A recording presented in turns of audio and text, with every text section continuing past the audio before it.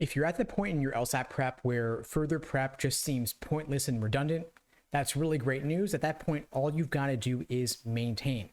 Luckily, there are nearly 100 real official LSAT practice tests. I would say just take one practice test a week, review it in depth, and that could be enough. Now, the question, of course, is how do you get to the point where you're consistently acing your practice tests, where you're at your goal score, and you are ready for test day itself? That comes down to creating a schedule where you maximize the number of practice tests that you're taking. If you've got over 6 months, you could cover every single practice test ever released. Of course, 6 months from now, they will have removed the logic game section from the test. They'll have replaced it with a second scored logical reasoning section. And if you look inside Law Hub, you'll see that practice tests for the non-games version of the test are consolidated and reduced because they cut out the games, they reorganize the things a bit. So there are only going to be, at this point, 58 numbered practice tests for the August LSAT and beyond. They may release more, they may add some more in, but you could very easily, of course, do every single prep test ever released over a 6-month period. If you've got only 4 to 5 months till your test, you might want to do the most recent 40, 2 to 3 months, the most recent 30, less than 2 months till your test, do the most recent 20.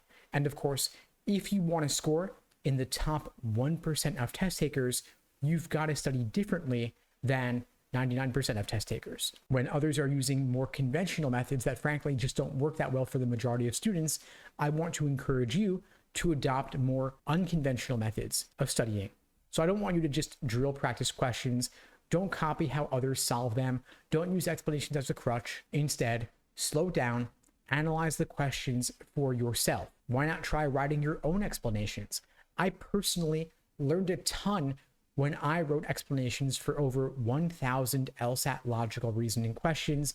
It led me to better understand how they are constructed, to see the exam from the test maker's point of view. You get far more out of writing your own explanations, including for all 5 choices, than seeing how someone else supposedly has this perfect method for solving a question that would never work under real timed conditions. You could also try transforming one LSAT logical reasoning question type into another. You take the stimulus, you separate it from the question stem and the choices, and you reframe it. So if it was initially a strengthened question, you transform it into a weakened question. If it was a flaw question, you could transform it into, for example, a necessary assumption question. I could imagine an assembly line approach where one test writer makes the stimulus, another makes the question stem, another makes the answer choices, and then they're all combined and analyzed and validated for accuracy. That may not be how they actually do it, of course, but doesn't matter. The point is that the question stem is to some extent independent from the stimulus, and the stimulus is somewhat separate from the answer choices. You could also get a lot out of taking an LSAT reading comp passage and rewriting the entire thing in simpler language as if you were going to explain it to a 5-year-old. You could also, as a drill, as an exercise, take a passage and do just the main idea questions associated with that passage to make sure that you are, of course, crystal clear on what the main idea is. All of these are different elements of my Socratic review method framework that I use to help guide students from low scores to high scores, to bring them from the 140s and the 150s into the 160s and the 170s. If you'd like my support in adopting this practice for yourself, you can check out the links below this video to find out more and to book a call with me and my team. We'd be glad to help you out. I'm looking for a couple of students to join me for an intensive one-on-one coaching program, aiming to achieve a 170 plus in the next 3 to 6 months. If this describes you and you've already scored a 160 or above on at least one timed practice test, please book a call with me and my team. The link's below this video. We'd be glad to help you out and explore that possibility together.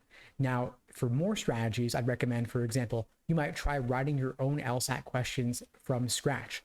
This is especially fun to do for logic games. If you're taking the LSAT in April or June, you might try this out. Of course, there are about 400 actual official LSAT logic games. You're not going to be able to do all of them between now and June, so doing Sudoku and crossword puzzles should not be a factor in your LSAT study plan. Stick with the actual official questions and try writing your own just for fun here and there to help you better see the exam from the test maker's point of view. I personally learned a ton when I wrote about 10 of my own original logic games from scratch of all different types, ordering, grouping, different types of ordering, different types of grouping, in and out matching. It was a lot of fun. Took about 5 to 6 hours per game, but I learned a lot in the process. Anyway, folks, that's all for now. I hope you found this video helpful. If you did, please do me a favor and share it with someone who needs to see it. I don't do any advertising for these videos. I rely only on word of mouth to help get the word out. And so your spreading the word really does make a difference. And in the meantime, I'll wish you all the best and take care.